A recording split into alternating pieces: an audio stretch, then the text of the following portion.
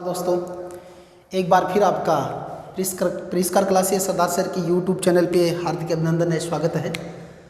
पिछला जो 2 वीडियोज मैंने अपलोड किए हैं, तीसरा वीडियोज आज हम बनाने जा रहे हैं। तो मैं आपको वीडियो शुरू करने से पहले एक छोटी सी बस आदत है मेरी, मैं बात करना चाहूँगा। यानी कि लॉकडाउन का समय चल रहा है, इसमें बहुत सी एग्ज़ाम निरस्त हो गए हैं, कैंसल्ड हो गए हैं, आगे बढ़ गए हैं, बहुत सी विद्यार्थियों को हताशा भी हाथ लगी है। लेकिन उन विद्यार्थियों से मैं एक बात कहना चाहूँगा, छिप छिप अश्रु बहाने वालों, छिप छिप अश्रु बहाने वालों, मोती व्यर्थ गमाने वालों, एक सपने के मर जाने से जीवन नहीं मरा करता, एक सपने के मर जाने से जीवन नहीं मरा करता। क्या हो गया, एग्ज़ाम कैंसिल हो गया तो बहुत से एग्ज़ाम आएंगे, हम जरूर कामयाब होंगे, सफल होंगे। इन्हीं शब्दों के साथ में आज का जो अपना टारगेट है उसको शुरू करने जा रहा हूँ। हम पढ़ रहे थे subject verb agreement. Subject verb agreement के कुछ रूल आपके सामने मैंने एक्सप्लेन किए थे। 7 रूल मैं आपको बता चुका था। आज मैं आपके सामने रूल नंबर 8 प्रस्तुत करने वाला हूँ, लिखने वाला हूँ, जिस पे हम सब मिलकर चर्चा करेंगे। अगर ध्यान से समझेंगे तो इतना हार्ड नहीं है। सब्जेक्ट वर्ब एग्रीमेंट के क्वेश्चन इतने हार्ड भी नहीं है, लेकिन इतने आसान भी नहीं है। यानी कि अगर हम थोड़ी सी भी गलती करें तो क्वेश्चन है वो पूरी तरह गलत हो जाता है, हम भ्रमित हो जाते हैं। लेकिन हमको सही दिमाग को स्थिर रखें, मानसिक संतुलन बना के उस चीज़ को हल करना है, एकदम से फोकस करके बगुले का सा ध्यान रखिए, हमें जो गलती है उसको निकालना है। तो मैं यहाँ पे एक रूल नंबर जो 8 है वो शुरू करने जा रहा हूँ। कुछ स्ट्रक्चर आपके सामने मैं लिख रहा हूँ। मैंने लिखा मोर देन वन। मोर देन वन एक ऐसा स्ट्रक्चर है, इसके बाद नाउन का प्रयोग होगा। और बहुत से जो विद्यार्थी हैं वो मोर देन वन से काफ़ी कंफ्यूज रहते हैं कि मोर देन वन के बाद सिंगुलर नाउन आएगी या प्लूरल नाउन आएगी या सिंगुलर एचवी आएगी या प्लूरल आएगी। ज़्यादातर लोग इस बात पे ध्यान देते हैं कि एक से ज़्यादा व्यक्ति, हाँ अर्थ तो यही है, एक से ज़्यादा व्यक्ति। लेकिन मैं सेंटेंस लिख रहा हूँ, देखिए, मोर देन के बाद हमेशा काउंटेबल सिंगुलर नाउन का प्रयोग होगा। काउंटेबल सिंगुलर नाउन, अगर नाउन काउंटेबल सिंगुलर है तो इसके बाद आने वाली जो वर्ब है वो भी सिंगुलर ही होगी। इसको सिंगुलर रूप में क्यों यूज में लेते हैं, एक एग्जाम्पल के द्वारा मैं आपके सामने प्रूव करना चाहूँगा। जैसे आप देखिएगा मैं कहाँ गलती कर रहा हूँ या फिर मैं सही लिख रहा हूँ। मोर देन वन पैसेंजर, यहाँ पे मैं ब्लैंक छोड़ रहा हूँ, वो हो जाएगा या वर आएगा, किल्ड इन दैट अटैक। ये सेंटेंस लिखा मैंने। More than one passenger was ever killed in that attack. अर्थ हुआ कि उस हमले में एक से ज़्यादा जो पैसेंजर है वो मारे गए। ध्यान रखिएगा, यहाँ जो नाउन है वो मोर को आप कंपैरिजन करके ना देखें, वन पैसेंजर को देखें। वन पैसेंजर का मतलब एक व्यक्ति, और एक व्यक्ति कभी प्लूरल नहीं हो सकता, और एक व्यक्ति के लिए हमेशा सिंगुलर नाउन का ही प्रयोग होता है। तो आप इसके पूरे के सेंस पे न जाएं कि एक से ज़्यादा व्यक्ति। अब ज़्यादा के अनुसार आगे आने वाली एचवी नहीं आएगी, जो एचवी आएगी वो वन पैसेंजर के अनुसार ही आएगी।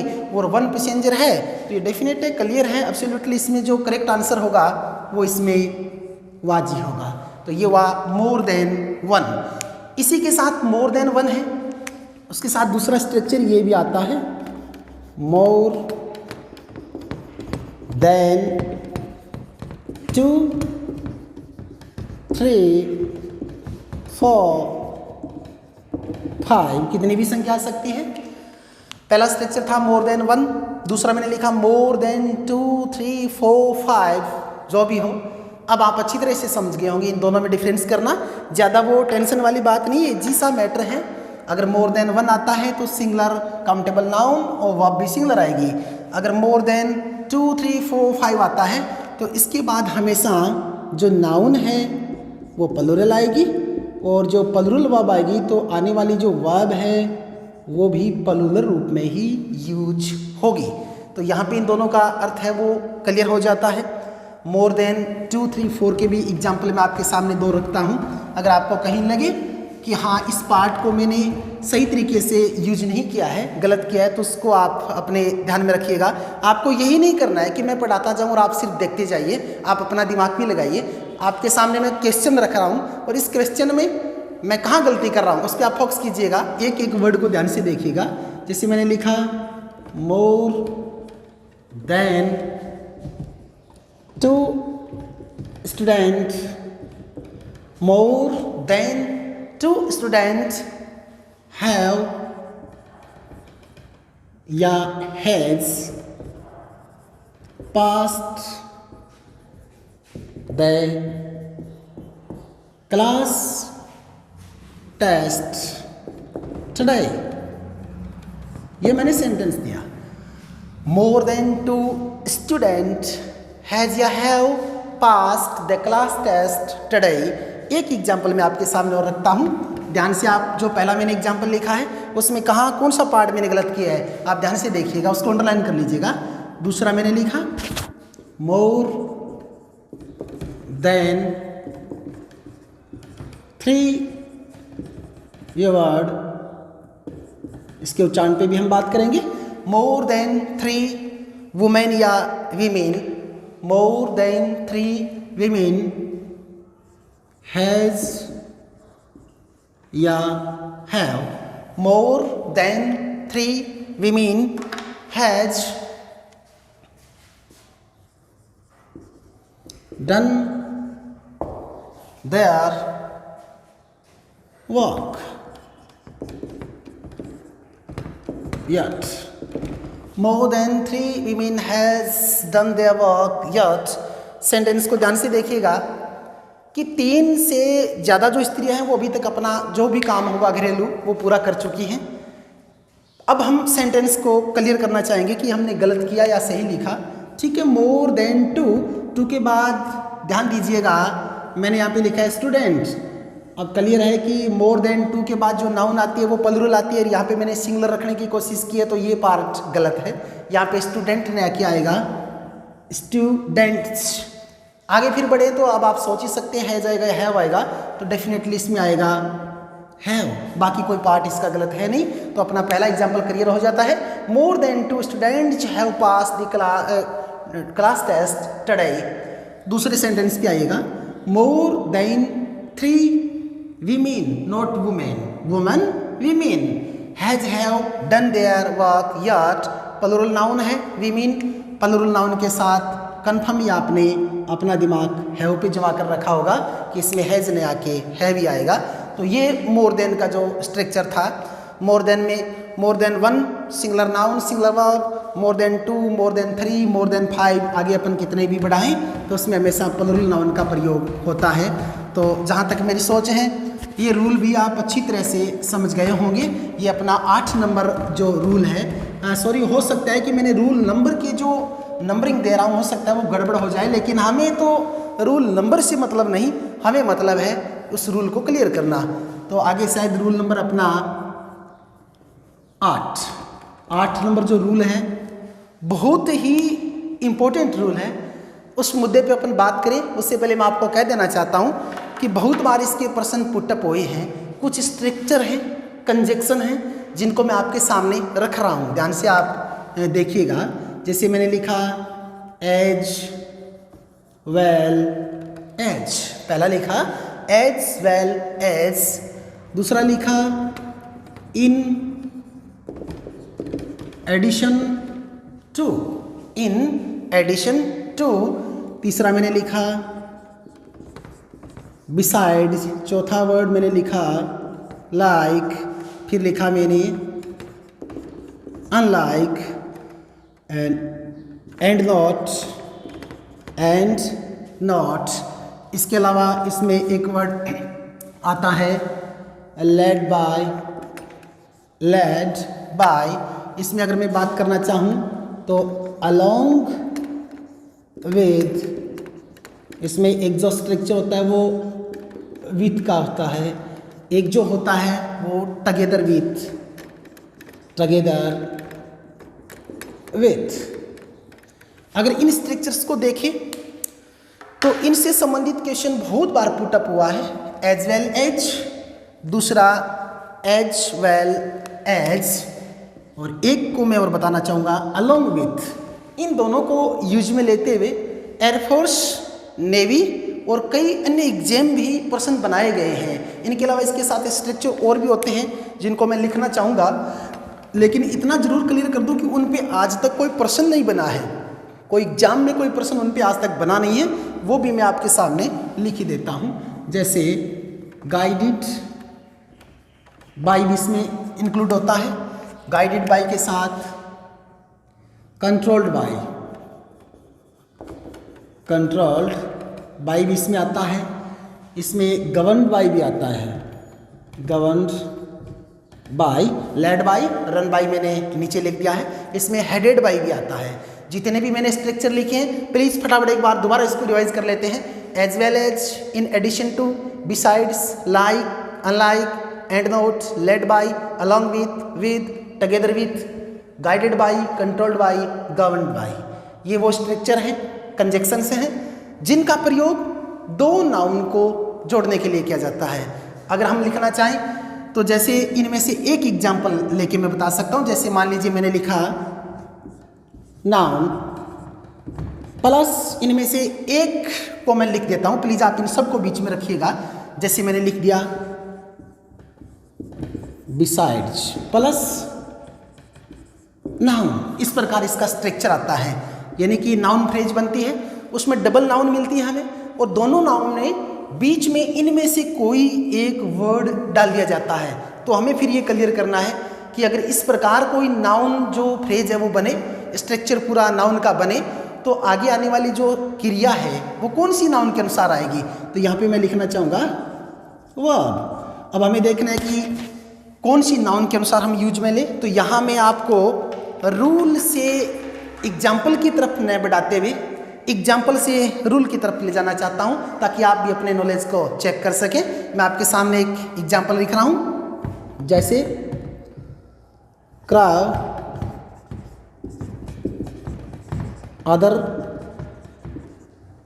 सॉरी ये एक वर्ड में लिखना भूल गया था, रादर देन इसमें और होता है, जो इंपॉर्टेंट है लिख देता हूँ पहले। गम्ड बाई के साथ इसमें रादर देन का भी प्रयोग होता है। जैसे एग्जाम्पल लिया, bag along with boxes new, पहला sentence bag along with boxes new, मैं ब्रैकेट में लिखना चाहूँगा is are am। आप इस एग्जाम्पल को ध्यान से देखेंगे, आपको ये सोचना है कि इसमें इज का प्रयोग करूं, आर का करूं या एम का करूं। सबसे पहले सब्जेक्ट वर्ब एग्रीमेंट का कोई क्वेश्चन आता है तो हमें क्लियर ये करना होता है कि यहाँ जो आने वाली वर्ब है उसका सब्जेक्ट क्या है, नाउन क्या है। ध्यान से देखें, बैग और बॉक्सेस दोनों नाउन है, दोनों ही नाउन है। अब हमें यह पता होना चाहिए कि अलोंग विथ स्ट्रक्चर से इन दोनों को जोड़ा जाए तो आने वाली जो वर्ब है वो कौन सी नाउन के अनुसार आएगी। आप सोचिएगा, तब तक मैं एक एग्जाम्पल और लिख देता हूँ। मैंने लिखा the principal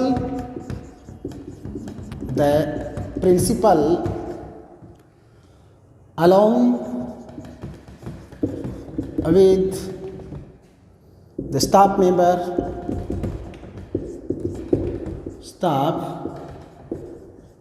members in meeting hall,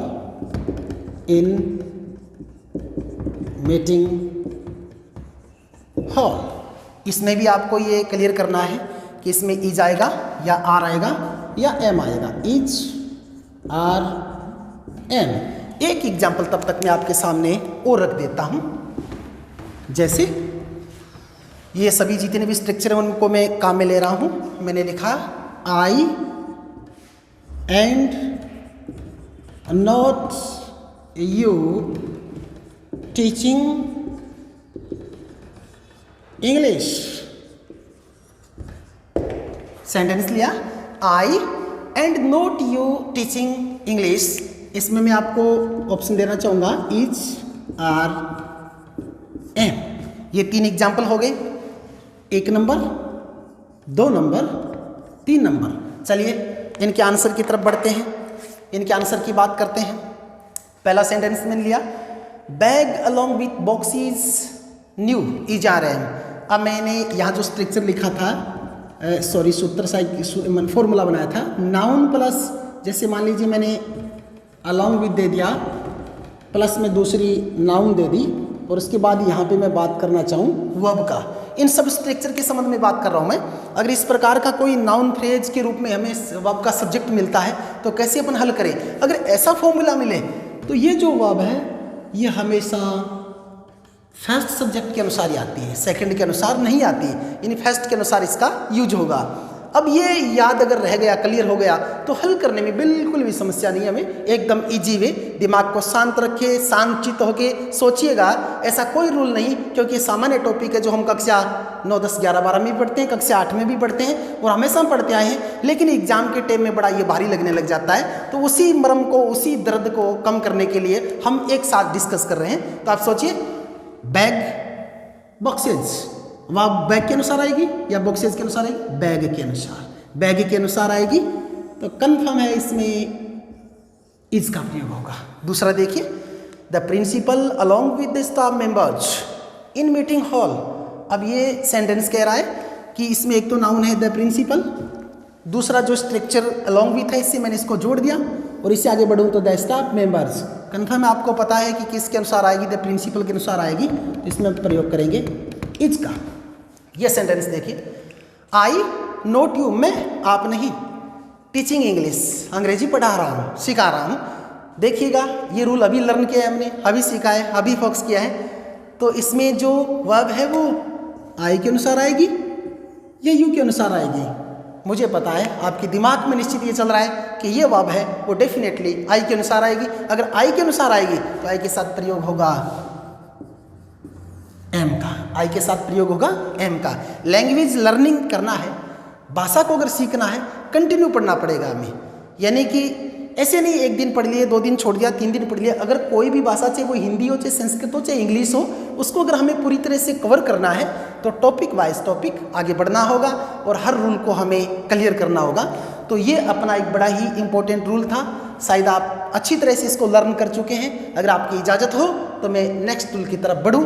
तो ये जो अपना एक बड़ा ही इम्पोर्टेंट रूल पे हमने डिस्कस किया, इसमें आप सब लोगों ने मेरा बड़ा साथ दिया, इसके लिए भी आपका बहुत बहुत धन्यवाद। क्योंकि हाँ, क्लासरूम में तो मैं अकेला हूँ, लेकिन मुझे पता है कि जब ये वीडियोस बाहर निकलेगा तो मैं अकेला नहीं रहूँगा। मेरे उन सभी दोस्तों के पास होगा, उन सभी शिष्यों के पास होगा जो हमेशा बैठकर हम इन पे चर्चा करते हैं, बातचीत करते हैं, पढ़ाते रहते हैं। तो आप पढ़ते रहिए, घरों में रहिए, सेफ रहिए। इंग्लिश जो लैंग्वेज है बड़ी इजी लैंग्वेज है, संसार की सबसे फनी लैंग्वेज है ये इंग्लिश, क्योंकि यहाँ कहीं भी मात्रा का प्रयोग नहीं होता है, इसमें छोटी बड़ी की कोई दिक्कत नहीं होती। चलिए अपन रूल नंबर 9 की तरफ बढ़ते हैं। Rule number 9। अब जो 9 नंबर रूल है वो भी बड़ा ही एक इम्पोर्टेंट रूल पे मैं बात करने जा रहा हूँ। अपना ये जो सब्जेक्ट वर्ब एग्रीमेंट है, 2 वीडियो, तीसरा वीडियो है, ये 2 वीडियो में बस और क्लियर हो जाएगा। लेकिन बड़ा इंपॉर्टेंट चैप्टर है ये, इस पर मैं खुल के बात करना चाहूँगा क्योंकि सभी के लिए बड़ा इंपॉर्टेंट होता है ये। इसके बाद अगर मैं रूल नंबर 9 की बात करूँ तो एक फॉर्मूला आपके सामने मैं लिखना चाहूँगा। जैसे मैंने लिखा प्लूरल नंबर, यानी कोई संख्यावाचक शब्द, कोई ऐसा एडजेक्टिव जो संख्या को दर्शाए, और वो भी प्लूरल। जैसे 10,210 किलोग्राम्स, इस प्रकार प्लूरल नंबर की बात की मैंने। उसके बाद में अगर बात करूं तो प्लूरल नाउन, और फिर यहाँ पे एक वर्ड लिखा मैंने डेफिनिट, निश्चित संख्या। यानी कि किसी भी वर्ब का नाउन फ्रेज या जो नाउन के रूप में काम करने वाली फ्रेज है, जो नाउन है वर्ब का, वो हमें इस स्ट्रक्चर में मिले कि हमें जैसे सबसे पहले कोई प्लूरल नंबर मिले, कोई संख्या मिले, जैसे 10 kg, 10,000, या फिर ड्यूरेशन ऑफ 3 months, 3 महीने की अवधि। तो इस प्रकार मिले, उसके बाद हमें कोई प्लूरल नाउन मिले, उसके बाद वो निश्चित संख्या की ओर जाए, तो हम कैसे उसको हल करें। अब डेफिनेट की अगर मैं बात करना चाहूँ तो वो संबंधित हो सकता है ड्यूरेशन से। ड्यूरेशन का मतलब अवधि या अंतराल, इससे संबंधित हो सकता है। अगर मैं बताना चाहूँ तो ये वेट से संबंधित भी हो सकता है। ये अगर मैं बात करना चाहूँ तो ये सम अमाउंट यानी कि ये कोई संख्या को भी बता सकता है। अगर इससे आगे हटकर मैं थोड़ी बात करूँ तो ये हमें बता सकता है हाइट के बारे में, ऊंचाई के बारे में। ये कुछ वर्ड हैं जिनके बारे में ये सेंटेंस बनते हैं। अब मैं, क्योंकि हम हिंदी भाषी लोग हैं, अंग्रेजी को सीखने के लिए हिंदी हमारी मातृभाषा है, उसको भी यूज में लेना पड़ता है, क्योंकि सभी लोग जो यूट्यूब पे पढ़ते हैं, देखते हैं, उनकी ऐसा नहीं कि हम इंग्लिश टू इंग्लिश नहीं, हमें इंग्लिश लर्न करनी है, तो रूल्स को हिंदी माध्यम से भी हम कर सकते हैं। जैसे मैंने एक सेंटेंस कहा कि 10,000 10,000 रुपये एक बड़ी राशि है। अब देखिए 10,000 एक डेफिनेट संख्या की बात कर रहा हूँ मैं, और मैं राशि की बात कर रहा हूँ, सम अमाउंट। अगर मैं ड्यूरेशन की बात करूं तो मैं कह सकता हूं कि 3 महीने एक लंबा अंतराल है। 3 महीने एक लंबा अंतराल है, तो मैं एक यूनिट की बात कर रहा हूं। तो इस प्रकार अगर अपन को कोई सेंटेंस स्ट्रक्चर मिलता है तो उस संदर्भ में अपन बात करेंगे कि किस प्रकार वर्ब का प्रयोग होता है। जैसे मैं लिखूं 10,000 रुपीज ए बिग सम। देखिए सेंटेंस लिया मैंने 10,000 रुपीज ए बिग सम, और यहाँ पे मैं इज आर एम का प्रयोग करूँगा। इसके अलावा जैसे मैं एक सेंटेंस और लेता हूँ, मैंने लिखा 100 kilograms 100 किलोग्राम इज या आर या am too much. 100 kilograms is too much to carry on her head. Carry on her या his head। देखिएगा 100 किलोग्राम की 100 किलो का वजन इज टू मच, बहुत ज़्यादा है, to carry on her head, उसका सिर पे उठाकर ले जाना। तो ये जो एग्जाम्पल आ रहे हैं इसमें आप साथ साथ में गैस करते जाइएगा कि किसकी मतलब इज आएगा या आर आएगा या एम आएगा। एक एग्जाम्पल आपके सामने में और रखता हूँ, जैसे duration of 3 months, a long time। 3 example मैंने लिए कि 3 महीने का जो अंतराल है वो बहुत बड़ा होता है। तो इनमें ध्यान से देखिएगा 10,000 plural number, rupees plural noun. अगर इस प्रकार कोई एक इकाई, एक यूनिट, एक भाव का बोध करवाए, जैसे 10,000 रुपये एक बड़ी राशि है, तो उस सेंस में जो साइक्रिया है वो एक वचन रूप में आती है। ध्यान से समझिएगा इस रूल को, एग्जाम में बहुत बार इसके प्रश्न आते हैं। 10,000 रुपीज़ की 10,000 रुपये एक बड़ी राशि है, एक बड़ी राशि है, तो इस सेंस में हमें यहाँ इज का प्रयोग करना है। दूसरा 100 किलोग्राम, सॉरी मैंने इज का प्रयोग पहले ही कर दिया था, is are am 100 kilogram is too much, तो यहाँ पे कन्फर्म है इज का प्रयोग होगा कि सर पे उठाने के लिए ज़्यादा है। ड्यूरेशन ऑफ 3 months की 3 महीने की अवधि एक लंबा पीरियड होता है, टाइम होता है, तो इसमें भी इज का ही प्रयोग होगा। तो ये अपना एक वो रूल था जिसमें हमें सबसे पहले प्लूरल नंबर मिलता है, उसके बाद प्लूरल नाउन मिलती है, उसके बाद डेफिनेट कोई निश्चित ड्यूरेशन की बात होती है, वेट की बात होती है, कोई राशि की बात होती है या हाइट की बात होती है, तो उसमें वर्ब को हमेशा सिंगुलर रूप में लिया जाता है। मेरी आशा है, मेरी ये सोच है, इतना कॉन्फिडेंस मेरे को है कि शायद इतना कुछ लिखने के बाद आप रूल नंबर 9 को अच्छी तरह से समझ गए हैं। अब अपने ये जो सब्जेक्ट वर्ब एग्रीमेंट के रूल चल रहे हैं, इनमें थोड़े ही रूल और बचे हैं, उनको मैं नेक्स्ट वीडियो में आपके सामने लेके आऊँगा। तो ये जो वीडियो है आपको कैसा लगा, प्लीज़ लाइक ज़रूर कीजिएगा। अगर आप इसमें कहीं भी कोई समस्या को फेस करते हैं तो कमेंट करके ज़रूर बताइएगा। इसी प्रकार परिष्कार क्लासेज की जो क्लासेज हैं वो आपके साथ हैं। आप लगे रहिए, पढ़ते रहिए, एक दिन सफलता निश्चित आपके कदम चूमेगी। इन्हीं शब्दों के साथ जय हिंद, जय भारत, जय माँ भारती।